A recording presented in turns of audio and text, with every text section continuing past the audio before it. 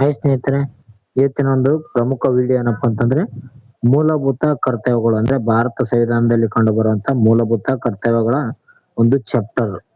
ಆ ಒಂದು chapter wise ಕ್ವಶನ್ಗಳನ್ನು ನೋಡೋಣ. ಪ್ರಮುಖವಾಗಿ ಇದರಲ್ಲಿ 30 ಕ್ವಶನ್ಗಳು ಇರ್ತವೆ ನೋಡ್ರಿ. ತಪ್ಪದೆ ಈ ಒಂದು ಕೊನೆವರೆಗೂ ನೋಡ್ರಿ. ಕೊನೆಯಲ್ಲಿ ಪ್ರಮುಖವಾಗಿ ಹಿಂದೆ ಕೇಳಿರುವಂತ ಮತ್ತು ಮುಂದೆ ಬರುವಂತ ಸಾಧ್ಯತೆ ಇರುವಂತ ಕ್ವಶನ್ಗಳವ. ತಪ್ಪದೆ ಈ ಒಂದು ವಿಡಿಯೋನ ಕೊನೆವರೆಗೂ ನೋಡ್ರಿ, ಆಯ್ತಾ? ಓಕೆ, ಸ್ಟಾರ್ಟ್ ಮಾಡೋಣ ಬನ್ನಿ. ಮೊದಲನೇ ಒಂದು ಪ್ರಶ್ನೆ ನೋಡಿ. ಮೊದಲನೇ ಒಂದು ಪ್ರಶ್ನೆ ಮೂಲಭೂತ ಕರ್ತವ್ಯಗಳ ಕುರಿತು ಹೇಳಿಕೆ ರೂಪದ ಪ್ರಶ್ನೆ ಇದೆ. ಈ ರೀತಿಯಾಗಿ ಕೇಳೋದು ಜಾಸ್ತಿ ಆಗಿದೆ ನೋಡಿ. ಯಾಕಪ್ಪ ಅಂತಂದ್ರೆ KA ಎಕ್ಸಾಮ್ ನಡೆಸ್ತಾ ಇದ್ರೆ ಹೇಳಿಕೆ ರೂಪದ ಕ್ವಶನ್ಗಳೇ ಹೆಚ್ಚಾಗಿ ಬರೋದ್ರಿಂದ ನಾವು ಹೇಳಿಕೆ ರೂಪದ ಪ್ರಶ್ನೆಗಳನ್ನೇ ಜಾಸ್ತಿ ಅಭ್ಯಾಸ ಮಾಡ್ಬೇಕಾಗ್ತದ. ಅದಕ್ಕಾಗಿ ಹೇಳಿಕೆ ರೂಪದ ಪ್ರಶ್ನೆಗಳು ತಂದಿದೆ ನೋಡಿ. ತಪ್ಪದೇ ವಿಡಿಯೋ ನೋಡಿ. ಮೊದಲನೇ ಒಂದು ಹೇಳಿಕೆ ಕೊಟ್ಟಿದ್ದಾರೆ ನೋಡ್ರಿ, ಮೂಲಭೂತ ಕರ್ತವ್ಯಗಳು. ಇವುಗಳನ್ನು 1976ರಲ್ಲಿ 42ನೇ ತಿದ್ದುಪಡಿ ಮೂಲಕ ಸೇರಿಸಲಾಯ್ತಂತ ಕೊಟ್ಟಿದ್ದಾರೆ ನೋಡಿ ಒಂದು ಹೇಳಿಕೆ. ಇದು ಹೇಳಿಕೆ ಏನಪ್ಪಾ ಅಂತಂದ್ರೆ ಸರಿಯಾಗಿದೆ ನೋಡ್ರಿ. ಎರಡನೇ ಹೇಳಿಕೆ ಕೊಟ್ಟಿದ್ದಾರೆ ನೋಡ್ರಿ, ಮೂಲಭೂತ ಕರ್ತವ್ಯಗಳನ್ನು ಅಂದ್ರೆ ಇವುಗಳನ್ನು ಜಾರಿಗೆ ತರುವಂತೆ ನ್ಯಾಯಾಲಯದ ಮೊರೆ ಹೋಗಲು ಸಾಧ್ಯವಿಲ್ಲ ಅಂತ ಕೊಟ್ಟಿದ್ದಾರೆ. ಈ ಒಂದು ಹೇಳಿಕೆ ಕೂಡ ಸರಿಯಾಗಿದೆ ನೋಡಿ. ಮೂಲಭೂತ ಕರ್ತವ್ಯಗಳನ್ನು ಏನಂದ್ರೆ ನ್ಯಾಯಾಲಯದ ಮುಂದೆ ಜಾರಿ ತರಲು ಮೊರೆ ಹೋಗಲು ಸಾಧ್ಯವಿಲ್ಲ ಅಂತ ಕೊಟ್ಟಿದ್ದಾರೆ. ಈ ಹೇಳಿಕೆ ಕೂಡ ಸರಿಯಾಗಿದೆ. ಇಲ್ಲಿ ಆಪ್ಷನ್ಸ್ ನಲ್ಲಿ ಕೇವಲ 1 ಸರಿ, ಕೇವಲ 2 ಸರಿ, 1 ಮತ್ತು 2 ಸರಿ, 2 ತಪ್ಪಂತ ಕೊಟ್ಟಿದ್ದಾರೆ. ಇಲ್ಲಿ 1 ಮತ್ತು 2 ಹೇಳಿಕೆಗಳು ಏನಪ್ಪಾ ಅಂತಂದ್ರೆ ಸರಿ ಆಗ್ತಾವ ನೋಡ್ರಿ. 1976ರಲ್ಲಿ ಏನ್ ಮಾಡ್ತಾರಪ್ಪ ಅಂತಂದ್ರೆ 42ನೇ ತಿದ್ದುಪಡಿ ಮಾಡಿಗೆಸಿಂದ ಮೂಲಕ ಇವುಗಳನ್ನು ಸಂವಿಧಾನಕ್ಕೆ ಸೇರ್ಪಡೆ ಮಾಡಲಾಗುತ್ತದೆ. ಯಾವುದು? ಮೂಲಭೂತ ಕರ್ತವ್ಯಗಳನ್ನು 1976ರಲ್ಲಿ ಒಂದು 42ನೇ ತಿದ್ದುಪಡಿ ಮಾಡಿಗೆಸಿಂದ ಸೇರ್ಪಡೆ ಮಾಡ್ತಾರೆ ನೋಡ್ರಿ. ಇವುಗಳನ್ನು ನ್ಯಾಯಬದ್ಧವಲ್ಲ ಅಂದ್ರೆ ನಾನ್ ಜಸ್ಟಿಕೇಬಲ್ ಅಂತ ಕರೀತಾರ. ಅಂದ್ರೆ ಇವುಗಳನ್ನು ಉಲ್ಲಂಘನೆಗಾಗಿ ನೇರವಾಗಿ ನ್ಯಾಯಾಲಯಕ್ಕೆ ಹೋಗುವಂತಿಲ್ಲ ನೋಡ್ರಿ. ಏನಾದ್ರೂ ಇವುಗಳು ಉಲ್ಲಂಘನೆ ಮಾಡಿದಂತ ಸಂದರ್ಭದಲ್ಲಿ ನೇರವಾಗಿ ನ್ಯಾಯಾಲಯಕ್ಕೆ ಹೋಗುವಂತಿಲ್ಲ ಅಂತ ಕೂಡ ಹೇಳ್ತಾರ. ನೆಕ್ಸ್ಟ್, ಮೂಲಭೂತ ಕರ್ತವ್ಯದ ಒಂದು ಮೂಲದ ಬಗ್ಗೆ ಕೇಳಿದ್ದಾರೆ. ಮೊದಲನೇ ಹೇಳಿಕೆ ಕೊಟ್ಟಿದ್ದಾರೆ ನೋಡ್ರಿ, ಭಾರತ ಸಂವಿಧಾನದಲ್ಲಿ ಇವುಗಳನ್ನು ಕೆನಡಾ ಸಂವಿಧಾನದಿಂದ ಎರವಲು ಪಡೆಯಲಾಗಿದೆ ಅಂತ ಕೊಟ್ಟಿದ್ದಾರೆ. ಎರಡನೇ ಒಂದು ಹೇಳಿಕೆ ಕೊಟ್ಟಿದ್ದಾರೆ, ಸ್ವರಣ್ ಸಿಂಗ್ ಸಮಿತಿಯ ಶಿಫಾರಸಿನ ಮೇರೆಗೆ ಇವುಗಳನ್ನು ಸೇರಿಸಲಾಯ್ತಂತ ಕೊಟ್ಟಿದ್ದಾರೆ ನೋಡ್ರಿ. ಇಲ್ಲಿ ಕೇವಲ 1 ಸರಿ, ಕೇವಲ 2 ಸರಿ, 1, 2 ಸರಿ, 2 ತಪ್ಪಂತ ಕೊಟ್ಟಿದ್ದಾರೆ. ಈ ಒಂದು ಪ್ರಶ್ನೆಯಲ್ಲಿ ನೋಡೋದಾದ್ರೆ ಮೊದಲನೇ ಹೇಳಿಕೆ ಏನಿದೆ, ಮೂಲಭೂತ ಕರ್ತವ್ಯಗಳನ್ನು ಭಾರತ ಸಂವಿಧಾನದಲ್ಲಿ ಯಾವ ಒಂದು ದೇಶದಿಂದ ಎರವಲು ಪಡೆದಿದ್ದಾರೆ ಅಂದ್ರೆ ಇಲ್ಲಿ ಕೆನಡಾ ದೇಶ ಅಂತ ಕೊಟ್ಟಿದ್ದಾರೆ. ಇದು ತಪ್ಪಾಗಿದೆ ನೋಡಿ. ಒಂದನೇ ಹೇಳಿಕೆ ತಪ್ಪು. ಯಾಕಪ್ಪ ಅಂತಂದ್ರೆ ಮೂಲಭೂತ ಕರ್ತವ್ಯಗಳನ್ನು ರಷ್ಯಾ ದೇಶದ ಒಂದು ಸಂವಿಧಾನದಿಂದ ಎರವಲು ಪಡೆಯಲಾಗಿದೆ 1976ರಲ್ಲಿ. ಓಕೆ, ಇದೊಂದು ಯಾವ ಸಮಿತಿಯ ಶಿಫಾರಸಿನ ಮೇರೆಗೆ ಇವುಗಳನ್ನು ಸೇರ್ಪಡೆ ಮಾಡಲಾಗುತ್ತದೆ ಅಂದ್ರೆ ಸ್ವರ್ಣ ಸಿಂಗ್ ಸಮಿತಿಯ ಒಂದು ಶಿಫಾರಸಿನ ಮೇರೆಗೆ ಇದನ್ನು ಸೇರ್ಪಡೆ ಮಾಡಲಾಗುತ್ತದೆ. ಎರಡನೇ ಹೇಳಿಕೆ ಏನಂದ್ರೆ ಸರಿಯಾಗಿದೆ, ಮೊದಲನೇದು ತಪ್ಪು. ಇಲ್ಲಿ ಕೇವಲ ಎರಡನೇ ಹೇಳಿಕೆ ಮಾತ್ರ ಸರಿ ನೋಡ್ರಿ. ಅಂದ್ರೆ ಆಪ್ಷನ್ಸ್ ಬಿ ಇದಕ್ಕೆ ಸರಿಯಾದ ಉತ್ತರ ಆಗಿದೆ. ಮೂಲಭೂತ ಕರ್ತವ್ಯಗಳನ್ನು ಇಂದಿನ ಒಂದು ಸೋವಿಯತ್ ಒಕ್ಕೂಟ ಅಂದ್ರೆ USSR ಅಂತ ಕರಿತಿರ್ತಾರ. ರಷ್ಯಾ ದೇಶಕ್ಕೆ ಕರಿತಿರ್ತಾರ ನೋಡಿ ಈ ರೀತಿಯಾದಂತ ಹೆಸರು. ಈ ಒಂದು ದೇಶದಿಂದ ಸಂವಿಧಾನದಿಂದ ಎರವಲು ಪಡೆಯಲಾಗಿದೆ. ಇಲ್ಲಿ ಕೆನಡಾ ಅಂತ ಕೊಟ್ಟಿದ್ರು, ಅದಕ್ಕಾಗಿ ಒಂದನೇ ಹೇಳಿಕೆ ತಪ್ಪು ನೋಡ್ರಿ. ಓಕೆ, ನೆಕ್ಸ್ಟ್, ಪ್ರಮುಖ ಕರ್ತವ್ಯಗಳ ಒಂದು ಸಂಖ್ಯೆಗಳ ಕುರಿತು ಕೊಟ್ಟಿದ್ದಾರೆ. ಮೊದಲನೇ ಒಂದು ಹೇಳಿಕೆ, 1976ರಲ್ಲಿ ಸಂವಿಧಾನಕ್ಕೆ ಸೇರಿಸಿದಾಗ ಒಟ್ಟು 10 ಮೂಲಭೂತ ಕರ್ತವ್ಯಗಳಿದ್ದವಂತ ಕೊಟ್ಟಿದ್ದಾರೆ. ನೆಕ್ಸ್ಟ್, ಎರಡನೇ ಹೇಳಿಕೆಯನ್ನು ಕೊಟ್ಟಿದ್ದಾರೆ ಅಂದ್ರೆ ಪ್ರಸ್ತುತ ಭಾರತದಲ್ಲಿ 12 ಮೂಲಭೂತ ಕರ್ತವ್ಯಗಳಿದೆ ಅಂತ ಕೊಟ್ಟಿದ್ದಾರೆ. ಕೇವಲ 1 ಸರಿ, ಕೇವಲ 2 ಸರಿ, 1, 2 ಸರಿ, 2 ತಪ್ಪಂತ ಕೊಟ್ಟಿದ್ದಾರೆ. ಇಲ್ಲಿ ನೋಡಿದ್ರೆ 1976ರಲ್ಲಿ ಸಂವಿಧಾನಕ್ಕೆ ಸೇರಿಸಿದಾಗ ಒಟ್ಟು ಎಷ್ಟು ಮೂಲಭೂತ ಕರ್ತವ್ಯಗಳಿದ್ದು? 10 ಮೂಲಭೂತ ಕರ್ತವ್ಯಗಳಿದ್ದು. ಪ್ರಸ್ತುತ ಎಷ್ಟಿದ್ದಾವೆ? 11 ಮೂಲಭೂತ ಕರ್ತವ್ಯಗಳಿದ್ದಾವೆ. ಇಲ್ಲಿ ಏನ್ ಕೊಟ್ಟಿದ್ದಾರೆ? ಎರಡನೇ ಹೇಳಿಕೆಯಲ್ಲಿ 12 ಮೂಲಭೂತ ಕರ್ತವ್ಯಗಳಿದೆ ಅಂತ ಕೊಟ್ಟಿದ್ದಾರೆ. ಅದಕ್ಕಾಗಿ ಎರಡನೇ ಹೇಳಿಕೆ ತಪ್ಪಾಗಿದೆ. 11 ಮೂಲಭೂತ ಕರ್ತವ್ಯಗಳು ಕಂಡು ಬರ್ತವೆ ನೋಡ್ರಿ. ಓಕೆ, ಇಲ್ಲಿ 12 ಅಂತ ಕೊಟ್ಟಿದ್ದಾರೆ, ತಪ್ಪಾಗಿದೆ. ಇದು 2002ರಲ್ಲಿ ಸೇರ್ಪಡೆ ಮಾಡಲಾಗುತ್ತೆ ನೋಡ್ರಿ. 86ನೇ ತಿದ್ದುಪಡಿ ಮಾಡಿ ಯಾವ್ದು ಮೂಲಭೂತ 11ನೇ ಮೂಲಭೂತ ಕರ್ತವ್ಯವನ್ನು 2002ರಲ್ಲಿ ಸೇರಿಸ್ತಾರ. 6ರಿಂದ 14 ವರ್ಷದ ಮಕ್ಕಳಿಗೆ ಕಡ್ಡಾಯವಾಗಿ ಶಿಕ್ಷಣ ನೀಡುವುದು ಒಂದು ಮೂಲಭೂತ ಕರ್ತವ್ಯ ಆಗ್ತದೆ ನೋಡ್ರಿ. ಓಕೆ, ಇಲ್ಲಿ ಕೇವಲ 1 ಮಾತ್ರ ಸರಿಯಾಗಿದೆ ನೋಡ್ರಿ. ಆಪ್ಷನ್ಸ್ ಸರಿಯಾದ ಉತ್ತರ. ಆರಂಭದಲ್ಲಿ 10 ಮೂಲಭೂತ ಕರ್ತವ್ಯಗಳು ಇರ್ತವ. ಪ್ರಸ್ತುತ ಈಗ ಎಷ್ಟಾವಂದ್ರೆ 11 ಮೂಲಭೂತ ಕರ್ತವ್ಯಗಳು ಇರ್ತಾವ. ಇಲ್ಲಿ 12 ಅಂತ ಕೊಟ್ಟಿದ್ರೆ ಅದಕ್ಕಾಗಿ 2ನೇ ಹೇಳಿಕೆ ತಪ್ಪಾಗಿದೆ. 2002ರ ಒಂದು 86ನೇ ತಿದ್ದುಪಡಿ ಮೂಲಕ 11ನೇ ಒಂದು ಮೂಲಭೂತ ಕರ್ತವ್ಯವನ್ನು ಸೇರ್ಪಡೆ ಮಾಡ್ತಾರ. ನೆಕ್ಸ್ಟ್ ಈ 11ನೇ ಮೂಲಭೂತ ಕರ್ತವ್ಯದ ಮೇಲೆ ಪ್ರಶ್ನೆ ಇದೆ ನೋಡಿ. ನೆಕ್ಸ್ಟ್ ಹೇಳಿಕೆ ರೂಪದ್ದು ಮೊದಲನೇ ಒಂದು ಹೇಳಿಕೆ, ಇದು 6ರಿಂದ 14 ವರ್ಷದ ಮಕ್ಕಳಿಗೆ ಶಿಕ್ಷಣ ಅವಕಾಶ ಒದಗಿಸುವುದರ ಒಂದು ಬಗ್ಗೆ ತಿಳಿಸುತ್ತದೆ ಅಂತ ಕೊಟ್ಟಿದ್ದಾರೆ. 2ನೇ ಹೇಳಿಕೆ ಕೊಟ್ಟಿದ್ದಾರೆ, ಇದನ್ನು ಅಟಲ್ ಬಿಹಾರಿ ವಾಜಪೇಯಿ ಅವರ ಒಂದು ಅವಧಿಯಲ್ಲಿ ಸೇರಿಸಲಾಯಿತು ಅಂತ ಕೊಟ್ಟಿದ್ದಾರೆ. 1 ಸರಿ 2 ಸರಿ 1 2 ಸರಿ 2 ತಪ್ಪು ಅಂತ ಕೊಟ್ಟಿದ್ದಾರೆ. ಇದಕ್ಕೆ ಸರಿಯಾದ ಉತ್ತರ ನೋಡೋದಾದ್ರೆ ಆಪ್ಷನ್ ಸಿ 2 ಹೇಳಿಕೆಗಳು ಸರಿಯಾಗಿ ನೋಡಿ. 11ನೇ ಮೂಲಭೂತ ಕರ್ತವ್ಯಗಳನ್ನು 6ರಿಂದ 14 ವರ್ಷದ ಮಕ್ಕಳಿಗಾಗಿ ಶಿಕ್ಷಣದ ಅವಕಾಶ ಒದಗಿಸಲು ತಿಳಿಸ್ತದೆ. ಇದು ಯಾರ ಒಂದು ಅಧಿಕಾರಾವಧಿಯಲ್ಲಿ ಮಾಡಿದ್ದಾರೆ ಅಂದ್ರೆ ಈ ಒಂದು ಅಟಲ್ ಬಿಹಾರಿ ವಾಜಪೇಯಿ ಅವರ ಒಂದು ಅಧಿಕಾರಾವಧಿಯಲ್ಲಿ ಈ ಒಂದು ಮೂಲಭೂತ ಕರ್ತವ್ಯವನ್ನು ಸೇರ್ಪಡೆ ಮಾಡಲಾಗುತ್ತದೆ 2002ರಲ್ಲಿ. ಆಪ್ಷನ್ ಸಿ 2 ಸರಿಯಾಗಿತ್ತು ನೋಡ್ರಿ. 86ನೇ ಒಂದು ಸಂವಿಧಾನ ತಿದ್ದುಪಡಿ ಕಾಯ್ದೆ ಮೂಲಕ 2002ರ ಒಂದು ಮೂಲಕ ಶಿಕ್ಷಣಕ್ಕೆ ಸಂಬಂಧಿಸಿದಂತ 11ನೇ ಮೂಲಭೂತ ಕರ್ತವ್ಯವನ್ನು ಸೇರ್ಪಡೆ ಮಾಡ್ತಾರೆ. ನೆಕ್ಸ್ಟ್ ಈ ಒಂದು ಮೂಲಭೂತ ಕರ್ತವ್ಯಗಳ ವ್ಯಾಪ್ತಿ ಬಗ್ಗೆ ಕೇಳಿದ್ದಾರೆ. ಮೊದಲನೇ ಒಂದು ಹೇಳಿಕೆ, ಇವುಗಳು ಭಾರತದ ನಾಗರಿಕರಿಗೆ ಮಾತ್ರ ಅನ್ವಯಿಸುತ್ತೆ ಅಂತ ಕೊಟ್ಟಿದ್ದಾರೆ. ಇದು ಏನಂದ್ರೆ ಸರಿಯಾಗಿದೆ. ಮೊದಲನೇ ಹೇಳಿಕೆ ಸರಿಯಾಗಿದೆ. 2ನೇ ಒಂದು ಹೇಳಿಕೆ ಕೊಟ್ಟಿದ್ದಾರೆ ನೋಡ್ರಿ, ಇವುಗಳನ್ನು ವಿದೇಶಿ ಪ್ರಜೆಗಳು ಕೂಡ ಕಡ್ಡಾಯಗೊಳಿಸಲಾಗಿದೆ ಅಂತ ಕೊಟ್ಟಿದ್ದಾರೆ. ಇದು ತಪ್ಪಾಗಿದೆ. ಯಾಕಪ್ಪ ಅಂತಂದ್ರೆ ಮೂಲಭೂತ ಒಂದು ಕರ್ತವ್ಯ ಏನಂದ್ರೆ ಭಾರತದ ನಾಗರಿಕರಿಗೆ ಮಾತ್ರ ಅನ್ವಯ ಮಾಡ್ತದ. ಓಕೆ, ವಿದೇಶಿ ಪ್ರವೇಶಿಗರಿಗೆ ಏನಪ್ಪಾ ಅಂತಂದ್ರೆ ಇದು ಅನ್ವಯ ಆಗೋದಿಲ್ಲ. ಅದಕ್ಕಾಗಿ 2ನೇ ಹೇಳಿಕೆ ತಪ್ಪು. ಇಲ್ಲಿ ಕೇವಲ ಒಂದು ಮಾತ್ರ ಸರಿ ನೋಡಿ. ಅಂದ್ರೆ ಆಪ್ಷನ್ ಸಿ ನಲ್ಲಿರುವಂತ ಕೇವಲ ಒಂದು ಸರಿ ಏನಂದ್ರೆ ಈ ಒಂದು ಪ್ರಶ್ನೆಗೆ ಸರಿಯಾದ ಉತ್ತರ ಆಗಿತ್ತು. ಮೂಲಭೂತ ಕರ್ತವ್ಯಗಳು ಕೇವಲ ಭಾರತೀಯ ನಾಗರಿಕರಿಗೆ ಮಾತ್ರ ಸೀಮಿತವಾಗಿವೆ. ವಿದೇಶಿಯರಿಗೆ ಇವುಗಳನ್ನು ಪಾಲಿಸುವಂತ ಕಡ್ಡಾಯ ಮಾಡಿಲ್ಲ. ನೆಕ್ಸ್ಟ್ ಸಂವಿಧಾನದ ಭಾಗದ ಕುರಿತು ಕೇಳಿದ್ದಾರೆ. ಮೂಲಭೂತ ಕರ್ತವ್ಯಗಳ ಬಗ್ಗೆ ಕೇಳಿದ್ದಾರೆ ನೋಡ್ರಿ. ಇವುಗಳು ಸಂವಿಧಾನದ ಭಾಗ 4A ನಲ್ಲಿ ಕಂಡು ಬರ್ತವೆ ಅಂತ ಕೊಟ್ಟಿದ್ದಾರೆ. ಮೂಲಭೂತ ಕರ್ತವ್ಯಗಳು ಸಂವಿಧಾನದ 4ನೇ ಭಾಗ A ನಲ್ಲಿ ಕಂಡು ಬರ್ತವೆ. ಇದೇನಪ್ಪ ಅಂತಂದ್ರೆ ಸರಿಯಾಗಿದೆ. 2ನೇ ಒಂದು ಹೇಳಿಕೆ ಕೊಟ್ಟಿದ್ದಾರೆ ನೋಡ್ರಿ, ಇವುಗಳು ವಿಧಿ 51A ಅಡಿಯಲ್ಲಿ ಬರುತ್ತವೆ ಅಂತ ಕೊಟ್ಟಿದ್ದಾರೆ. ಈ ಒಂದು ಹೇಳಿಕೆ ಕೂಡ ಸರಿಯಾಗಿದೆ. ಇದು 51A ವಿಧಿಯಲ್ಲಿ ಏನ್ ಕಂಡು ಬರ್ತವೆ? ಮೂಲಭೂತ ಕರ್ತವ್ಯಗಳು ಕಂಡು ಬರ್ತಾವೆ. 51A ನಲ್ಲಿ ಮತ್ತು ಕ್ಲಾಸ್ ಬಿ ಅಂತ ಬರುತ್ತಾ ಈ ರೀತಿಯಾಗಿ ಹೇಳ್ತಾ ಹೋಗುತ್ತಾರ. ಓಕೆ, ಇಲ್ಲಿ ಎ 1 ಸರಿ 2 ಸರಿ 1 2 ಸರಿ 2 ತಪ್ಪಂತ ಕೊಟ್ಟಿದ್ದಾರೆ. ಇದಕ್ಕೆ ಸರಿಯಾದ ಉತ್ತರ 1 ಮತ್ತು 2 ಹೇಳಿಕೆಗಳು ಏನಪ್ಪಾ ಅಂತಂದ್ರೆ ಸರಿಯಾಗಿದೆ. 42ನೇ ತಿದ್ದುಪಡಿ ಮಾಡಿಗೆಸಿಂದ ಭಾಗ 4ರಲ್ಲಿ ಎ ನಲ್ಲಿ ಸೇರ್ಪಡೆ ಮಾಡಲಾಗುತ್ತದೆ. ಇದಕ್ಕೆ ಹೊಸ ವಿಧಿಯನ್ನು ಸೇರ್ಪಡೆ ಮಾಡಲಾಗುತ್ತದೆ. ಅದು ಯಾವ್ದಪ್ಪ ಅಂತಂದ್ರೆ 51A ಅನ್ನು ಸೇರ್ಪಡೆ ಮಾಡ್ತಾರೆ. ಈ 51A ನಲ್ಲಿ ಯಾವ ರೀತಿಯಾಗಿದೆಯಪ್ಪ ಅಂತಂದ್ರೆ 51A ಕ್ಲಾಸ್ ಎ ಅಂತಿದೆ ಮತ್ತು 51A ಕ್ಲಾಸ್ ಬಿ ಅಂತಿದೆ. ಈ ರೀತಿಯಾಗಿ 51A ಕ್ಲಾಸ್ ಸಿ ಅಂತ ಈ ರೀತಿಯಾಗಿ ABCಗಳು ಬರ್ತವೆ 51A ನಲ್ಲಿ. ಓಕೆ, ಅದು ಕೂಡ ಗೊತ್ತಿರಬೇಕು. ನೆಕ್ಸ್ಟ್ ಸಾರ್ವಜನಿಕ ಆಸ್ತಿಯ ರಕ್ಷಣೆ ಬಗ್ಗೆ ಹೇಳಿಕೆ ಇದೆ. ಮೊದಲನೇ ಒಂದು ಹೇಳಿಕೆ, ಸಾರ್ವಜನಿಕ ಆಸ್ತಿಯನ್ನು ರಕ್ಷಿಸುವುದು ಮತ್ತು ಹಿಂಸಾ ಮಾರ್ಗವನ್ನು ತ್ಯಜಿಸುವುದು ಒಂದು ಕರ್ತವ್ಯವಾಗಿದೆ ಅಂತ ಕೊಟ್ಟಿದ್ದಾರೆ. ಇದು ಸರಿಯಾಗಿದೆ ನೋಡಿ. 2ನೇ ಹೇಳಿಕೆ ಕೊಟ್ಟಿದ್ದಾರೆ, ಇದು ಮೂಲಭೂತ ಹಕ್ಕುಗಳಲ್ಲಿ ಕೂಡ ಉಲ್ಲೇಖವಾಗಿದೆ ಅಂತ ಕೊಟ್ಟಿದ್ದಾರೆ. ಇದು ತಪ್ಪಾಗಿದೆ. ಮೂಲಭೂತ ಹಕ್ಕುಗಳು ಏನಪ್ಪಾ ಅಂತಂದ್ರೆ ಈ ಒಂದು ಸಾರ್ವಜನಿಕ ಆಸ್ತಿಯ ಬಗ್ಗೆ ಯಾವುದೇ ರೀತಿಯಾದಂತ ಮಾಹಿತಿ ಇಲ್ಲ. ಇಲ್ಲಿ ಮಾಹಿತಿ ಇದೆ ಅಂದ್ರೆ ಉಲ್ಲೇಖ ಇದೆ ಅಂತ ಕೊಟ್ಟಿದ್ರು. ಇದು 2ನೇ ಹೇಳಿಕೆ ತಪ್ಪಾಗಿದೆ. ನಾವು ನೋಡಿರ್ಬೋದು ಅಂದ್ರೆ ಕಳೆದ ತರಗತಿಯಲ್ಲಿ ಮೂಲಭೂತ ಹಕ್ಕುಗಳ ಬಗ್ಗೆ ವಿಡಿಯೋ ಮಾಡಿದೆ. ಅದರಲ್ಲಿ ಯಾವುದೇ ರೀತಿಯಾದಂತ ಆಸ್ತಿಯ ಒಂದು ರಕ್ಷಣೆ ಬಗ್ಗೆ ಇಲ್ಲ. ಓಕೆ, ಅದಕ್ಕಾಗಿ 2ನೇ ಹೇಳಿಕೆ ತಪ್ಪಾಗಿದೆ ನೋಡಿ. 1 ಸರಿ 2 ಸರಿ 1 2 ಸರಿ 2 ತಪ್ಪಂತ ಕೊಟ್ಟಿದ್ದಾರೆ. ಇಲ್ಲಿ ಕೇವಲ 1 ಮಾತ್ರ ಸರಿಯಾಗಿದೆ ನೋಡಿ. ಆಪ್ಷನ್ ಸಿ ಇದಕ್ಕೆ ಸರಿಯಾದ ಉತ್ತರ. ಇದು ಸಂವಿಧಾನದ 51A ನಲ್ಲಿ ಕಂಡು ಬರ್ತದೆ. ಓಕೆ, 51A ಕ್ಲಾಸ್ ನಲ್ಲಿ ಕಂಡು ಬರುವಂತ ಮೂಲಭೂತ ಕರ್ತವ್ಯ ಆಗಿದೆ. ಯಾವುದಂದ್ರೆ ಈ ಒಂದು ಆಸ್ತಿಯನ್ನು ಸಂರಕ್ಷಣೆ ಮಾಡುವುದು. ನೆಕ್ಸ್ಟ್ ಪರಿಸರ ಸಂರಕ್ಷಣೆ ಒಂದು ಕುರಿತ ಹೇಳಿಕೆ ರೂಪದ ಪ್ರಶ್ನೆ ಇದೆ. ಮೊದಲನೇ ಒಂದು ಹೇಳಿಕೆ, ಕಾಡುಗಳು, ಸರೋವರಗಳು, ನದಿಗಳು ಮತ್ತು ವನ್ಯಜೀವಿಗಳನ್ನು ರಕ್ಷಿಸುವುದು ಒಂದು ಕರ್ತವ್ಯ ಅಂತ ಕೊಟ್ಟಿದ್ದಾರೆ. ಇದೇನಪ್ಪಾ ಅಂತಂದ್ರೆ ಸರಿಯಾಗಿದೆ ನೋಡಿ.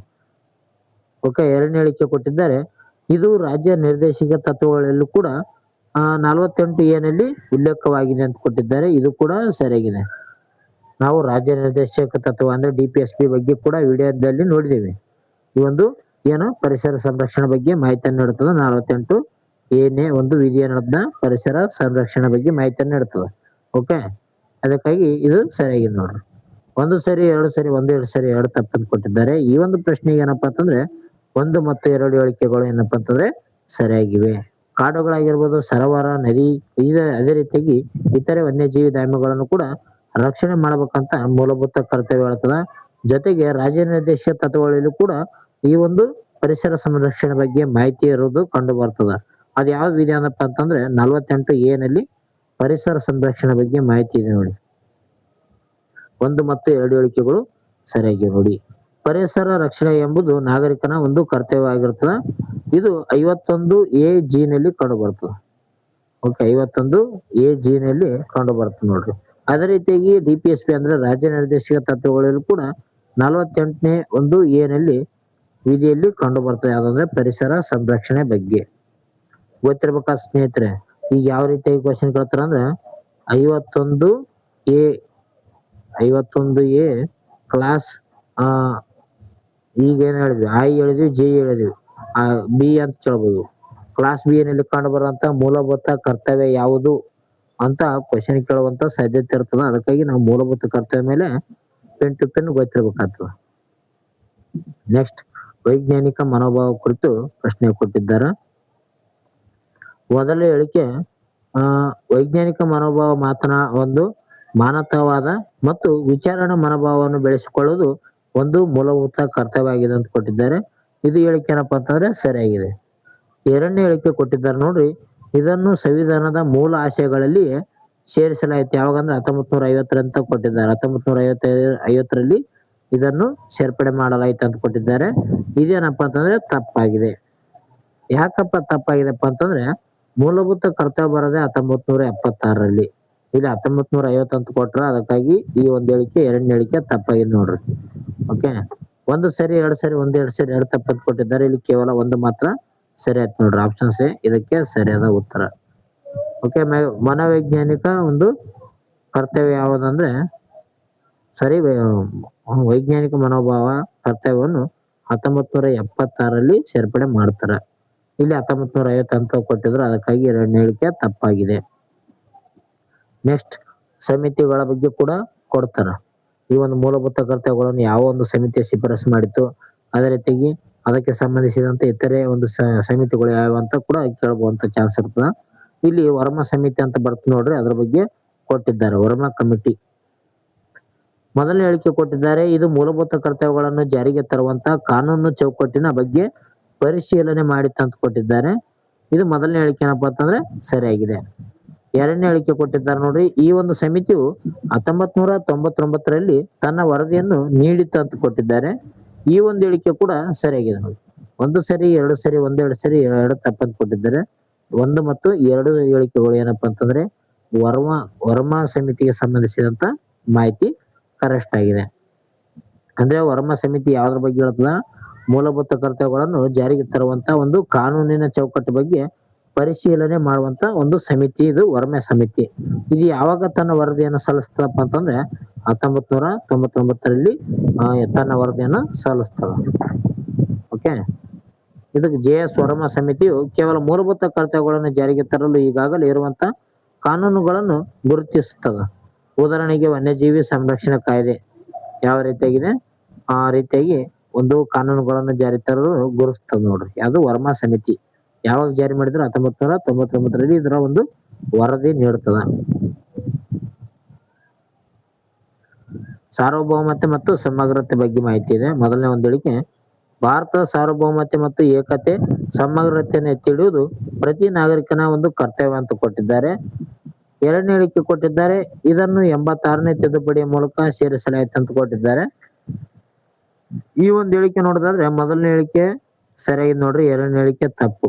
ಓಕೆ, ಇಲ್ಲಿ ಕೇವಲ 1 ಮಾತ್ರ ಸರಿ ಇದೆ. ಯಾಕಪ್ಪ ಅಂತಂದ್ರೆ 86ನೇ ತಿದ್ದುಪಡಿ ಮಾಡುವ ಮೂಲಕ 11ನೇ ಮೂಲಭೂತ ಕರ್ತವ್ಯವನ್ನು ಸೇರ್ಪಡೆ ಮಾಡಲಾಗ್ತದೆ. ಓಕೆ, ಅದು ಏನಪ್ಪಾ ಇದೆ ಅಂದ್ರೆ 6ರಿಂದ 14 ವರ್ಷದ ಮಕ್ಕಳಿಗೆ ಕಡ್ಡಾಯ ಶಿಕ್ಷಣ ನೀಡಬೇಕು. 2002ರಲ್ಲಿ ಇದನ್ನ ಜಾರಿ ಮಾಡ್ತಾರೆ.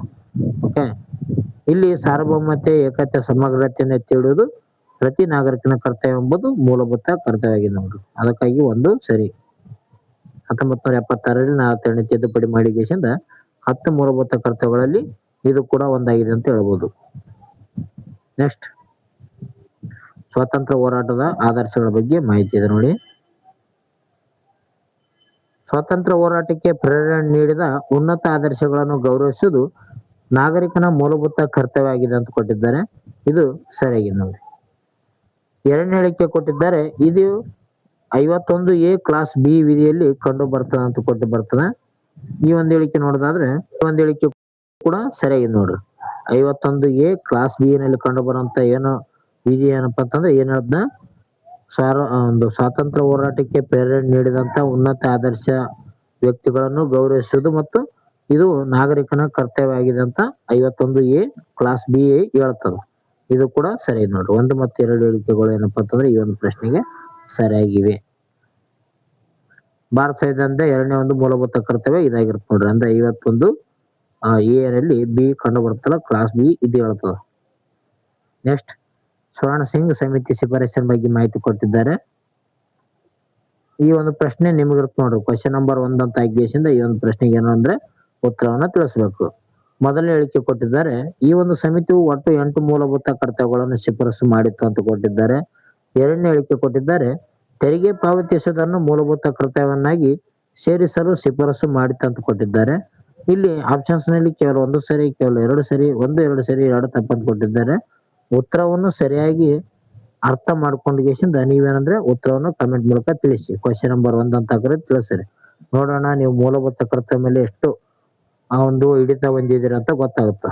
ಓಕೆ, ನೆಕ್ಸ್ಟ್ ಪ್ರಶ್ನೆ ಹೋಗೋಣ. ನೆಕ್ಸ್ಟ್ ಪ್ರಶ್ನೆ ಬಂದಿದೆ ನೋಡಿ.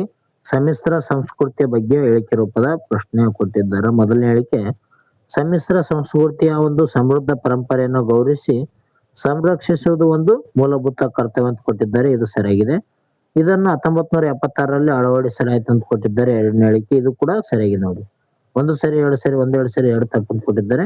ಇಲ್ಲಿ 1 ಮತ್ತು 2 ಹೇಳಿಕೆಗಳು ಏನಪ್ಪಾ ಅಂತಂದ್ರೆ ಸರಿಯಾದ ಉತ್ತರ ಆಗುತ್ತದೆ. ಅಂದ್ರೆ ನಮ್ಮ ಒಂದು ಸಂಸ್ಕೃತಿ ಏನಪ್ಪಾ ಅಂತಂದ್ರೆ ಸಮ್ಮಿಶ್ರವನ್ನು ಹೊಂದಿದೆ. ಅಂದ್ರೆ ಬೇರೆ ಬೇರೆ ರಾಜ್ಯಗಳಲ್ಲಿ ಬೇರೆ ಬೇರೆಯಾದಂತ ಒಂದು ಸಂಸ್ಕೃತಿಯನ್ನು ನಾವು ಕಾಣ್ತೀವಿ.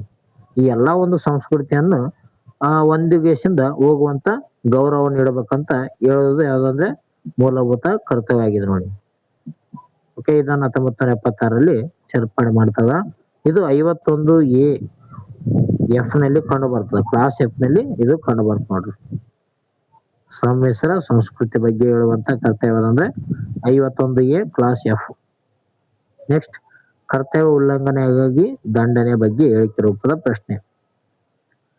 ಮೊದಲನೇ ಹೇಳಿಕೆ, ಸಂವಿಧಾನವು ಮೂಲಭೂತ ಕರ್ತವ್ಯಗಳ ಉಲ್ಲಂಘನೆಗಾಗಿ ನೇರವಾದ ಶಿಕ್ಷೆಯನ್ನು ವಿಧಿಸುವಂತಿಲ್ಲ ಅಂತ ಕೊಟ್ಟಿದ್ದಾರೆ. ಎರಡನೇ ಹೇಳಿಕೆ ಕೊಟ್ಟಿದ್ದಾರೆ, ಸಂಸತ್ತು ಕಾನೂನಿನ ಮೂಲಕ ಶಿಕ್ಷೆಯನ್ನು ವಿಧಿಸಬಹುದು ಅಂತ ಕೊಟ್ಟಿದ್ದಾರೆ. 1 ಸರಿ, 2 ಸರಿ, 1 2 ಸರಿ, 2 ತಪ್ಪು ಕೊಟ್ಟಿದ್ದಾರೆ. ಈ ಒಂದು ಪ್ರಶ್ನೆ ಉತ್ತರ ನೋಡಿದಾಗ 1 ಮತ್ತು 2 ಹೇಳಿಕೆಗಳು ಏನಂದ್ರೆ ಸರಿಯಾದ ಉತ್ತರ ಆಗಿದೆ. ಮೂಲಭೂತ ಕರ್ತವ್ಯಗಳನ್ನು ಉಲ್ಲಂಘನೆ ಮಾಡಿದಂತ ಸಂದರ್ಭದಲ್ಲಿ ನೇರವಾಗಿ ಶಿಕ್ಷೆಯನ್ನು ವಿಧಿಸುವಂತಿಲ್ಲ ಎಂಬುದು ಸರಿಯಾಗಿದೆ ನೋಡಿ. ಆದ್ರೆ ಏನಪ್ಪಾ ಅಂತಂದ್ರೆ ಸಂಸತ್ತು ಏನ್ ಮಾಡ್ತದೆ ಅಂದ್ರೆ ಕಾನೂನಿನ ಮೂಲಕ ಇದಕ್ಕೆ ಶಿಕ್ಷೆಯನ್ನು ವಿಧಿಸಬಹುದು ಅಂತ ಕೊಟ್ಟಿದ್ದಾರೆ. ಇದೇನಪ್ಪಾ ಅಂತಂದ್ರೆ ಇದು ಕೂಡ ಸರಿಯಾಗಿದೆ. ಅದಕ್ಕಾಗಿ 1 ಮತ್ತು 2 ಹೇಳಿಕೆಗಳು ಏನಂದ್ರೆ ಸರಿಯಾಗಿದೆ ನೋಡಿ. ಸಂವಿಧಾನದಲ್ಲಿ ನೇರವಾಗಿ ದಂಡನೆ ಉಲ್ಲೇಖವಿಲ್ಲ. ಆದ್ರೆ ಪರಿಸರ ಸಂರಕ್ಷಣೆ ಮುಂತಾದ ಕರ್ತವ್ಯಗಳನ್ನು ಜಾರಿಗೆ ತರಲು ಸಂಸತ್ತು ಪ್ರತ್ಯೇಕ ಕಾನೂನುಗಳನ್ನು ಮಾಡಿಗೆಸಿಂದ ಇದನ್ನು ಜಾರಿ ಮಾಡಬಹುದು. ನೆಕ್ಸ್ಟ್, ಹಳೆಯ ಒಂದು ಪ್ರಶ್ನೆಗಳು ಬಂದು ನೋಡ್ರಿ. ಮೊದಲ ಒಂದು ಪ್ರಶ್ನೆ, ಮೂಲಭೂತ ಕರ್ತವ್ಯಗಳನ್ನು ಸಂವಿಧಾನಕ್ಕೆ ಸೇರಿಸಿದಂತ ತಿದ್ದುಪಡಿ ಯಾವುದಂತ ಕೇಳಿದ್ದಾರೆ. ಅಂದ್ರೆ ಜಾಸ್ತಿ ರಿಪೀಟೆಡ್ ಏನಾಗಿದ್ದಾವೆ ಅಂತ ಒಂದು ಪ್ರಶ್ನೆಗಳ ಮಾತ್ರ ಅಟೆಂಡ್ ನೋಡ್ರಿ. ತಪ್ಪದೆ ನೋಡ್ರಿ, ಪ್ರಶ್ನೆಗಳನ್ನು ಅಟೆಂಡ್ ಮಾಡ್ರಿ. ತಿದ್ದುಪಡಿ ಯಾವ್ದಪ್ಪ ಅಂತಂದ್ರೆ 47ನೇ ತಿದ್ದುಪಡಿ. ಓಕೆ, ಯಾವಾಗ 1976ರಲ್ಲಿ ತಿದ್ದುಪಡಿ ಮಾಡ್ತಾರೆ.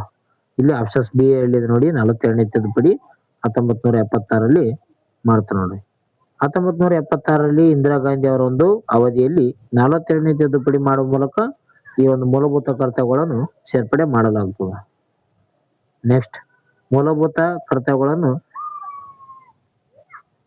ಮಾಡಲು ಸಮಿತಿಯ ಅಧ್ಯಕ್ಷತೆಯನ್ನು ಯಾರಾಗಿದ್ದರು ಅಂತ ಕೊಟ್ಟಿದ್ದಾರೆ. ಮೂಲಭೂತ ಕರ್ತವ್ಯಗಳ ಸಮಿತಿಯ ಅಧ್ಯಕ್ಷರು ಯಾರಾಗಿದ್ರು ಅಂತ ಕೊಟ್ಟಿದ್ದಾರೆ. ಇಲ್ಲಿ ಬಲವಂತ್ ರಾಯ್ ಮೆಹ್ತಾ, ಸರ್ದಾರ್ ಸ್ವರಣ್ ಸಿಂಗ್, ಅಶೋಕ್ ಮೆಹ್ತಾ, ವಿ.ಪಿ. ಸಿಂಗ್ ಅಂತ ಕೊಟ್ಟಿದ್ದಾರೆ. ಇದಕ್ಕೆ ಸರಿಯಾದ ಉತ್ತರ ಏನಪ್ಪಾ ಅಂತಂದ್ರೆ ಸ್ವರಣ್ ಸಿಂಗ್. ಈಗಾಗಲ್ರಿ ನೋಡಿದ್ವಿ ನಾವು, ಆಲ್ರೆಡಿ ಈ ಒಂದು ಪ್ರಶ್ನೆ ನೋಡಿದೀವಿ ನಾವು. ಸ್ವರಣ್ ಸಿಂಗ್ ಒಂದು ಶಿಫಾರಸಿನ ಮೇರೆಗೆ ಏನ್ ಮಾಡಿದ್ರ, ಮೂಲಭೂತ ಕರ್ತವ್ಯಗಳನ್ನು ಅಧ್ಯಕ್ಷರಾಗಿರ್ತಾರೆ ಇವರು. ಮೂಲಭೂತ ಕರ್ತವ್ಯಗಳ ಬಗ್ಗೆ ಶಿಫಾರಸು ಮಾಡಲು ಕಾಂಗ್ರೆಸ್ ಸರ್ಕಾರವು ಸ್ವರ್ಣ ಸಿಂಗ್ ಅವರ ಒಂದು ನೇತೃತ್ವದಲ್ಲಿ ಸಮಿತಿಯನ್ನು ರಚನೆ ಮಾಡ್ತಾರೆ. ನೆಕ್ಸ್ಟ್, ಪ್ರಸ್ತುತ ಸಂವಿಧಾನದಲ್ಲಿ ಎಷ್ಟು ಮೂಲಭೂತ ಕರ್ತವ್ಯಗಳಿವೆ ಅಂತ ಕೊಟ್ಟಿದ್ದಾರೆ. ಡೈರೆಕ್ಟ್ ಆನ್ಸರ್ ನೋಡಿದ್ರೆ 11 ಮೂಲಭೂತ ಕರ್ತವ್ಯಗಳನ್ನು ನಾವು ಕಂಡು ಬರ್ತೇವೆ. ಅಂದ್ರೆ ಆಪ್ಷನ್ಸ್ ಬಿ ಅಲ್ಲಿ ನೋಡಿ ಸರಿಯಾದ ಉತ್ತರ. 11 ಮೂಲಭೂತ ಕರ್ತವ್ಯಗಳು ಬರ್ತಾವ. ಮೊದಲು 10 ಇರ್ತಾವ. 2002ರಲ್ಲಿ ಏನ್ ಮಾಡ್ತಾರಪ್ಪ ಅಂತಂದ್ರೆ 11ನೇ ಮೂಲಭೂತ ಕರ್ತವ್ಯಗಳನ್ನು 86ನೇ ತಿದ್ದುಪಡಿ ಮಾಡಿ ಸೇರ್ಪಡೆ ಮಾಡ್ತಾರ.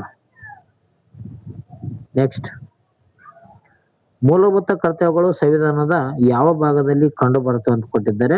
ಕ್ವಶನ್ ನಂಬರ್ 2 ಅಂತ ಹಾಕಿ ಈ ಒಂದು ಪ್ರಶ್ನೆಗೆ ಉತ್ತರವನ್ನು ನೀವು ಕಮೆಂಟ್ ಮೂಲಕ ತಿಳಿಸಿ. ಓಕೆ, ನಾವು ಈ ಆಲ್ರೆಡಿ DPSP ಬಗ್ಗೆ ನೋಡ್ಕೊಂಡಿವಿ ಮತ್ತು ಮೂಲಭೂತ ಹಕ್ಕುಗಳ ಬಗ್ಗೆ ಕೂಡ ನೋಡಿದ್ವಿ. ಇವತ್ತಿನ ಒಂದು ವಿಡಿಯೋ ಯಾವ್ದಾಗಿತ್ತು, ಮೂಲಭೂತ ಕರ್ತವ್ಯ ಆಗಿತ್ತು.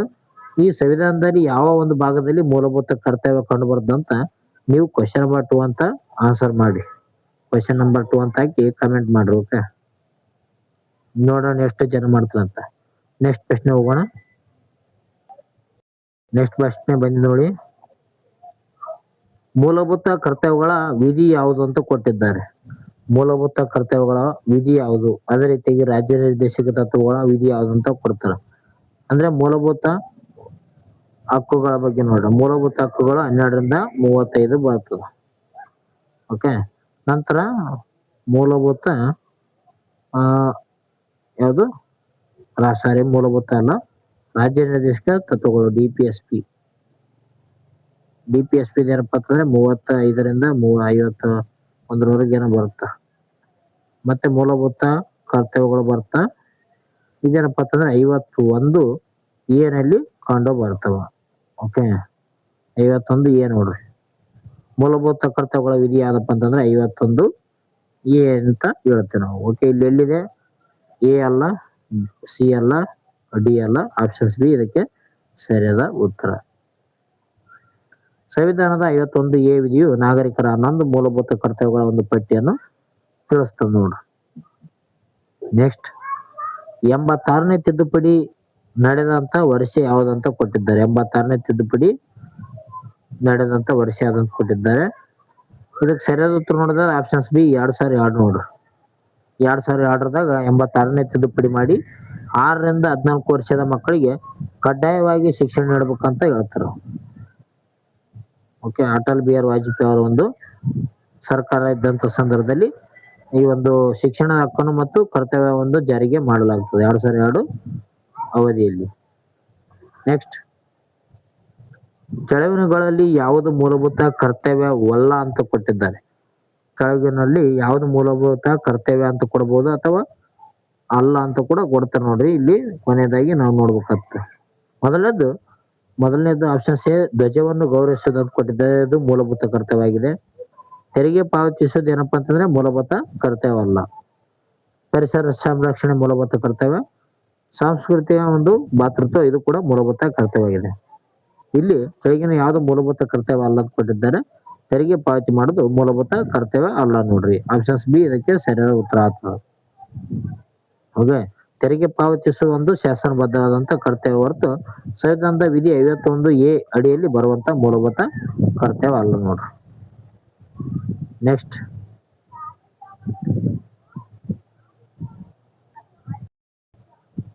ಮೂಲಭೂತ ಕರ್ತವ್ಯಗಳ ಒಂದು ಕಲ್ಪನೆಯನ್ನು ಎಲ್ಲಿಂದ ಪಡೆಯಲಾಗಿದೆ ಅಂತ ಕೊಟ್ಟಿದ್ದಾರೆ.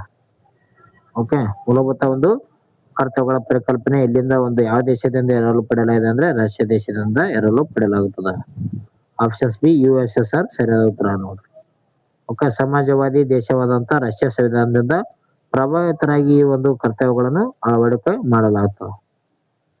ನೆಕ್ಸ್ಟ್, ರಾಷ್ಟ್ರಗೀತೆಯನ್ನು ಗೌರವಿಸುವುದು ಯಾವ ವಿಧಿಯಲ್ಲಿ ಅಡಿಯಲ್ಲಿ ಕಂಡು ಬರ್ತದ ನೋಡ್ರಿ. ಈ ರೀತಿಯಾಗಿ ಕ್ವಶನ್ ಕೇಳ್ತಾರೆ. ಮೂಲಭೂತ ಕರ್ತವ್ಯದಲ್ಲಿ 51 ಎ ಅಂತ ಹೇಳಿದ್ವಿ. ಅದರಲ್ಲಿ class A, class B, class C ಅಂತ ಕ್ಲಾಸ್ ಡಿ ಈ ರೀತಿಯಾಗಿ ಬರ್ತದೆ ಮೂಲಭೂತ ಕರ್ತವ್ಯಗಳು. ಅದರಲ್ಲಿ ರಾಷ್ಟ್ರಗೀತೆಯನ್ನು ಗೌರವಿಸುವುದು ಮೂಲಭೂತ ಕರ್ತವ್ಯ ಅಡಿಯಲ್ಲಿ ಯಾವ ವಿಧಿಯಲ್ಲಿ ಕಂಡು ಬರುತ್ತೆ ಅಂತ ಕೊಟ್ಟಿದ್ದಾರೆ. ಇದಕ್ಕೆ ಸರಿಯಾದ ಉತ್ತರ ಆಪ್ಷನ್ ಸಿ ನೋಡ್ರಿ.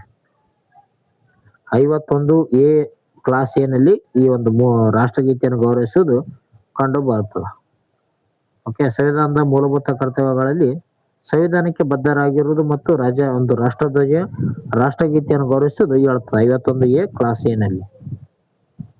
ನೆಕ್ಸ್ಟ್, ಮೂಲಭೂತ ಕರ್ತವ್ಯಗಳು ಯಾರು ಪಾಲಿಸಬೇಕಂತ ಕೊಟ್ಟಿದ್ದಾರೆ. ಇದು ಎಲ್ಲ ಕೊಟ್ಟಿದ್ದಾರೆ ನೋಡ್ರಿ. ಇದಕ್ಕೆ ಸರಿಯಾದ ಉತ್ತರ ಭಾರತೀಯ ನಾಗರಿಕರು ಇದನ್ನು ಪಾಲಿಸಬೇಕಾದ. ವಿದೇಶಿಗರು ಇಲ್ಲ, ಸರ್ಕಾರಿ ನೌಕರರಲ್ಲ, ಎಲ್ಲಾ ನಿವಾಸಿಗಳಲ್ಲ, ಭಾರತೀಯ ನಾಗರಿಕರು ಮೂಲಭೂತ ಕರ್ತವ್ಯವನ್ನು ಪಾಲಿಸಬೇಕಾದ. ಓಕೆ, ವಂದಿಸಿ ಬರೆಯುವ ಪ್ರಶ್ನೆಗಳು ಬಂದ ನೋಡ್ರಿ. ಇಲ್ಲಿ ಸ್ಟಾರ್ಟ್ ಆಯ್ತು. ಕೆಳಗಿನವುಗಳನ್ನು ಸರಿಯಾಗಿ ವಂದಿಸಿ ಅಂತ ಕೊಟ್ಟಿದ್ದಾರೆ. ಮೊದಲನೇ ಒಂದು ಪರಿಸರ ಸಂರಕ್ಷಣೆ ಅಂತ ಕೊಟ್ಟಿದ್ದಾರೆ. ಇದೇನಪ್ಪ ಅಂತಂದ್ರೆ 51 ಎ ಜಿ ನಲ್ಲಿ ಕಂಡು ಬರ್ತದೆ. 51 ಎ ಜಿ ನಲ್ಲಿ ಏನ್ ಕಂಡು ಬರ್ತಾ, ಪರಿಸರ ಸಂರಕ್ಷಣೆ ಬಗ್ಗೆ ಮಾಹಿತಿಯನ್ನು ನೀಡ್ತಾರೆ. ಇದರ ಬಗ್ಗೆ ನಿಮ್ಗೆ ಆಲ್ರೆಡಿ ಗೊತ್ತಿದೆ. ಅದೇ ರೀತಿ ಈಗ ನಾವು ನೋಡಿದೀವಿ, ರಾಷ್ಟ್ರಧ್ವಜವನ್ನು ಗೌರವಿಸುವುದು ಯಾವ್ದು ವಿಧಿಯಲ್ಲಿ ಕಂಡು ಬರ್ತದೆ, 51 ಎ ಕ್ಲಾಸ್ ಎ ನಲ್ಲಿ ಕಂಡು ಬರ್ತದೆ. ಅಂದ್ರೆ ಒಂದನೇದ್ ನೋಡ್ರಿ. ಡಿ ಒಂದನೇದ್ ನೋಡ್ರಿ, ಎ ಮೂರನೇದ್ ನೋಡ್ರಿ. ಎ ಮೂರನೇದು ಇಲ್ಲಿದೆ, ಡಿ ಒಂದನೇದು ಇಲ್ಲಿದೆ. ಇದೇ ಸರಿ. ಓಕೆ, ಇಲ್ಲಿ ಎ ಒಂದಿದೆ, ಡಿ ನಾಲ್ಕಿದೆ ತಪ್ಪು, ಡಿ 2 ಇದೆ ತಪ್ಪು, ಡಿ 3 ಇದೆ ತಪ್ಪು. ಓಕೆ, ಆಪ್ಷನ್ ಸಿ ಏನಪ್ಪಾ ಅಂತಂದ್ರೆ ಸರಿಯಾದ ಉತ್ತರ ಇದೆ. ಶಿಕ್ಷಣದ ಅವಕಾಶ ನೀಡುವಂತ ವಿಧಿ ಯಾವ್ದಪ್ಪ ಅಂತಂದ್ರೆ 51 ಎ ನಲ್ಲಿ ಕೆ ಹೇಳ್ತದೆ ಶಿಕ್ಷಣದ ಬಗ್ಗೆ. ನೆಕ್ಸ್ಟ್, ಆಸ್ತಿಯ ಒಂದು ರಕ್ಷಣೆ 51 ಎ ನಲ್ಲಿ ಕಂಡು ಬರ್ತದೆ ನೋಡ್ರಿ. ಓಕೆ, ನೆಕ್ಸ್ಟ್, ಪ್ರಮುಖ ತಿದ್ದುಪಡಿಗಳು ಮತ್ತು ಕರ್ತವ್ಯಗಳ ಬಗ್ಗೆ ಕೊಟ್ಟಿದ್ದಾರೆ. ಮೊದಲನೇದು 42ನೇ ತಿದ್ದುಪಡಿ. ಇದೇನಪ್ಪಾ ಅಂತಂದ್ರೆ 10 ಮೂಲಭೂತ ಕರ್ತವ್ಯಗಳ ಬಗ್ಗೆ ಮಾಹಿತಿಯನ್ನು ನೀಡುತ್ತದೆ. ಓಕೆ, ಒಂದನೇದು ಏನಪ್ಪಾ ಅಂತಂದ್ರೆ 2 ನೋಡು. 2 ಇಲ್ಲಿದೆ, ಎ 1 ಇದೆ ತಪ್ಪು, ಎ 4 ಇದೆ ತಪ್ಪು, ಎ 3 ಇದೆ ತಪ್ಪು. ಆಪ್ಷನ್ ಸಿ ಏನಪ್ಪಾ ಅಂತಂದ್ರೆ ಸರಿಯಾದ ಉತ್ತರ ಇದೆ. ಈ ರೀತಿಯಾಗಿ ನಾವು ವಂದಿಸಿ ಬರೆಯಲ್ಲಿ ನಾವು ಕಂಡುಹಿಡಬೇಕಾದ. 86ನೇ ತಿದ್ದುಪಡಿ ಅಂತ ಕೊಟ್ಟಿದ್ದಾರೆ. ಇದೇನಪ್ಪಾ ಅಂತಂದ್ರೆ 11ನೇ ಮೂಲಭೂತ ಕರ್ತವ್ಯ ಸೇರ್ಪಡೆ ಮಾಡ್ತಾರೆ 2002ರಲ್ಲಿ. 6ರಿಂದ 14 ವರ್ಷದ ಮಕ್ಕಳಿಗೆ ಕಡ್ಡಾಯ ಶಿಕ್ಷಣ 2002.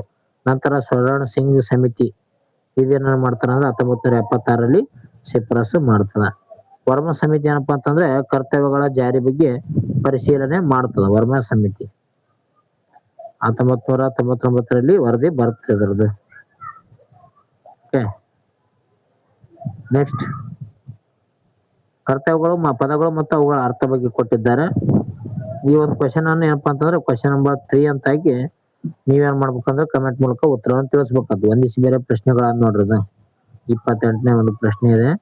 ವಂದಿಸಿ ಬೇರೆ ಪ್ರಶ್ನೆಗೆ ನೀವು ಕಮೆಂಟ್ ಮಾಡ್ರಿ. ಭಾತೃತ್ವ ಅಂದ್ರೆ ಏನು, ಸಾರ್ವಭೌಮತೆ, ಪರಂಪರೆ, ಸಮಗ್ರತೆ ಅಂದ್ರೆ ಏನಂತ ಕಮೆಂಟ್ ಮಾಡ್ರಿ ಉತ್ತರವನ್ನು. ನೆಕ್ಸ್ಟ್ ಪ್ರಶ್ನೆ ಹೋಗೋಣ. ದೇಶ ಮತ್ತು ಸಂವಿಧಾನದ ಬಗ್ಗೆ ಕೊಟ್ಟಿದ್ದಾರೆ ನೋಡ್ರಿ. ಅಂದ್ರೆ ಯಾವ್ಯಾವ ದೇಶದಿಂದ ಏನೇನು ಎರವಲು ಪಡೆದೇವೆ ಅಂತ ಕೊಟ್ರಿ ಇಲ್ಲಿ. ಮೊದಲನೇದು ಮೂಲಭೂತ ಕರ್ತವ್ಯಗಳಂತ ಕೊಟ್ಟಿದ್ದಾರೆ. ಇದು USSR ನಿಂದ ಪಡಿತೀವಿ. ಅಂದ್ರೆ ರಷ್ಯಾ ದೇಶದಿಂದ ಎರವಲು ಪಡಿತೇವೆ ಮೂಲಭೂತ ಕರ್ತವ್ಯ. ಅಂದ್ರೆ ಎಲ್ಲಿದೆ, ಆಪ್ಷನ್ಸ್ 3 ನೋಡ್ರಿ. ಅಂದ್ರೆ ಇದು ಒಂದನೇದು 3 ಇಲ್ಲಿದೆ. ಎ 1 ಇದೆ ತಪ್ಪು, ಎ 4 ಇದೆ ತಪ್ಪು, ಎ 2 ಇದೆ ಇದು ಕೂಡ ತಪ್ಪಿದೆ. ಆಪ್ಷನ್ ಸಿ ಏನಪ್ಪಾ ಅಂತಂದ್ರೆ ಇದಕ್ಕೆ ಸರಿಯಾದ ಉತ್ತರ ಇದೆ. ನೆಕ್ಸ್ಟ್, ಮೂಲಭೂತ ಹಕ್ಕುಗಳು ಬರ್ತದೆ. ಮೂಲಭೂತ ಹಕ್ಕುಗಳು ಅಮೆರಿಕ ದೇಶದ ಒಂದು ಸಂವಿಧಾನದಿಂದ ಎರವಲು ಪಡೆದಿದ್ದೀವಿ. ರಾಜ್ಯ ನಿರ್ದೇಶಕ ತತ್ವಗಳು ಏನಪ್ಪಾ ಅಂತಂದ್ರೆ ಐರ್ಲೆಂಡ್ ದೇಶದಿಂದ ಎರವಲು ಪಡೆದಿದ್ದೀವಿ. ಸಂಸದೀಯ ವ್ಯವಸ್ಥೆಯನ್ನು ಬ್ರಿಟನ್ ದೇಶದಿಂದ ಒಂದು ಎರವಲು ಪಡೆದಿದ್ದೀವಿ ನೋಡ್ರಿ. ಬ್ರಿಟನ್ ದೇಶದ ಒಂದು ಸಂವಿಧಾನದಿಂದ ಎರವಲು ಪಡೆದಿದ್ದೀವಿ. ಇದ್ರ ಬಗ್ಗೆ ಮಾಹಿತಿ ಇದೆ ನೋಡಿ ಇಲ್ಲಿ ಕೂಡ. ಮೂಲಭೂತ ಕರ್ತವ್ಯದ ಒಂದು ಆದ್ಯತೆ ಬಗ್ಗೆ ಕೊಟ್ಟಿದ್ದಾರೆ 51 ಎ ನಲ್ಲಿ. ಈ ರೀತಿಯಾಗಿ ಕ್ವಶನ್ ಬರುವಂತ ಸಾಧ್ಯತೆ ಇರುತ್ತೆ ನೋಡ್ರಿ. ಬರೀ ಮೂಲಭೂತ ಕರ್ತವ್ಯಗಳು ಯಾವಾಗ ಜಾರಿ ಬಂತು, ಎಷ್ಟನೇ ತಿದ್ದುಪಡಿ ಅಂತ ಕೇಳೋದು ಮುಗಿಯುತ್ತೆ ಕಾಲ. ಈಗ ಯಾವ ರೀತಿಯಾಗಿ ಕೇಳ್ತಾರಂದ್ರ ಈ ರೀತಿಯಾಗಿ ಕೇಳ್ತಾರೆ. ಇಲ್ಲಿ ನೋಡ್ಬೋದು ನೀವು. ಮೊದಲನೇ ಒಂದು ಮೂಲಭೂತ ಕರ್ತವ್ಯ ಏನ್ ಹೇಳುತ್ತೆ, 2ನೇ ಒಂದು ಮೂಲಭೂತ ಕರ್ತವ್ಯ ಏನ್ ಹೇಳುತ್ತೆ, 3ನೇ ಒಂದು ಮೂಲಭೂತ ಕರ್ತವ್ಯ, 4ನೇ ಮೂಲಭೂತ ಕರ್ತವ್ಯ ಯಾವ್ದ್ರ ಬಗ್ಗೆ ಹೇಳುತ್ತಂತ ಇಲ್ಲಿ ಕೊಟ್ಟಿದ್ದಾರೆ. ನಾವು ಮೊದಲು ನೋಡೋಣ. ಮೊದಲನೇ ಒಂದು ಮೂಲಭೂತ ಕರ್ತವ್ಯ ಅಂದ್ರೆ 51 ಎ ನಲ್ಲಿ ಕ್ಲಾಸ್ ಎ ಏನ್ ಹೇಳದಪ್ಪ ಅಂತಂದ್ರೆ 51 ಎ ನಲ್ಲಿ ಕ್ಲಾಸ್ ಎ ಏನ್ ಹೇಳುತ್ತಾ, 51 ಏನಲ್ಲಿ ಕ್ಲಾಸ್ ಎ ಏನ್ ಹೇಳ್ದಪ್ಪ ಅಂತಂದ್ರೆ ಸಂವಿಧಾನಕ್ಕೆ ಬದ್ಧರಾಗಿರ್ಬೇಕಂತ ಹೇಳುತ್ತೆ. ಅಂದ್ರೆ ಒಂದನೇದು 3 ನೋಡ್ರಿ. ಒಂದನೇದು 3 ಇಲ್ಲಿದೆ, A3 ಇದೆ, A1 ಇದೆ ತಪ್ಪು, A2 ಇದು ತಪ್ಪು, ಏನ್ ಹಾಕಿದೆ ಇದು ಕೂಡ ತಪ್ಪು ನೋಡ್ರಿ. ಈ ರೀತಿಯಾಗಿ ನಾವು ಕಂಡುಹಿಡಬೇಕಾಗ್ತದೆ. ಆದ್ರೆ ಇಲ್ಲಿ ಕೊಟ್ಟೋ ರೀತಿಯಲ್ಲಿ ಒಂದು ಎಕ್ಸಾಮ್ ನಲ್ಲಿ ಹಾಲ್ನಲ್ಲಿ ಒಂದು ಆಪ್ಷನ್ಸ್ಗಳು ಕೊಡುವಂತ ಸಾಧ್ಯತೆ ಕಮ್ಮಿ ಇರುತ್ತೆ. ಯಾಕಪ್ಪ ಅಂತಂದ್ರೆ ಜಾಸ್ತಿ ಕಾಂಪಿಟೇಷನ್ ಇರೋದ್ರಿಂದ ಒಂದು 3-4 ಗೊತ್ತಿರ್ಬೇಕಾಗ್ತದೆ ನಿಮ್ಗ. ಎರಡನೇ ಒಂದು ಮೂಲಭೂತ ಕರ್ತವ್ಯ ಕೊಟ್ಟಿದ್ದಾರೆ ನೋಡ್ರಿ. ಎರಡನೇ ಒಂದು ಮೂಲಭೂತ ಕರ್ತವ್ಯ ಏನಾಗುತ್ತೆ ಅಂದ್ರೆ ಇದು ಸ್ವಾತಂತ್ರ್ಯ ಹೋರಾಟದ ಆದರ್ಶಗಳ ಬಗ್ಗೆ ಮಾಹಿತಿಯನ್ನು ನೀಡುತ್ತದೆ. 51 ಏನಲ್ಲಿ ಕ್ಲಾಸ್ ಬಿ ಏನ್ ಹೇಳುತ್ತೆ ಇದು ಹೇಳುತ್ತೆ ನೋಡ್ರಿ. ನೆಕ್ಸ್ಟ್ ಮೂರನೇದು 51 ಏನಲ್ಲಿ ಸಿ ಏನ್ ಹೇಳ್ದಪ್ಪ ಅಂತಂದ್ರೆ ಸಾರ್ವಭೌಮತ್ವ ರಕ್ಷಣೆ ಬಗ್ಗೆ ಹೇಳ್ತದ. 51 ಎ ಕ್ಲಾಸ್ ಸಿ ನಲ್ಲಿ ಹೇಳುತ್ತೆ ನೋಡ್ರಿ. ನೆಕ್ಸ್ಟ್ 4ನೇದು ಏನಪ್ಪಾ ಅಂತಂದ್ರೆ ದೇಶದ ಸಂರಕ್ಷಣೆ ಬಗ್ಗೆ ಹೇಳುತ್ತೆ. 51 ಎ ಡಿ ಈ ರೀತಿಯಾಗಿ ನಿಮಗೆ ಗೊತ್ತಿರ್ಬೇಕಾಗ್ತದೆ. ಇದು 51 ಏನಲ್ಲಿ ಎ ಆಯ್ತು ನೋಡ್ರಿ. ಓಕೆ, ಈ ರೀತಿಯಾಗಿ ಮೂಲಭೂತ ಕರ್ತವ್ಯಗಳ ಬಗ್ಗೆ ನಿಮಗೆ ಗೊತ್ತಿರ್ಬೇಕಾಗ್ತದೆ. ಮೊದಲನೇದ್ದು ಸಂವಿಧಾನದ ಬದ್ಧತೆ ಬಗ್ಗೆ ಹೇಳುತ್ತೆ. ಎರಡನೇದ್ದು ಸ್ವಾತಂತ್ರ್ಯ ಆದರ್ಶಗಳು, ಸಾರ್ವಭೌಮತ್ವ ಮತ್ತು ದೇಶದ ರಕ್ಷಣೆ ಬಗ್ಗೆ ಕ್ರಮವಾಗಿ ನೀಡುತ್ತಾರೆ. ಇವೇನಪ್ಪಾ ಅಂತಂದ್ರೆ ಪ್ರಮುಖವಾಗಿ ಮೂಲಭೂತ ಒಂದು ಕರ್ತವ್ಯಗಳ ಬಗ್ಗೆ ಮಾಹಿತಿ ಇತ್ತು. ಓಕೆ, ನೀವು ಪ್ರಮುಖವಾಗಿ ಮೂಲಭೂತ ಒಂದು ಕರ್ತವ್ಯಗಳ ಬಗ್ಗೆ ಹೆಚ್ಚಿನ ಜ್ಞಾನವನ್ನು ಪಡೆದಿದ್ರ ಅಂತ ಅನ್ಕೊಂತೀನಿ.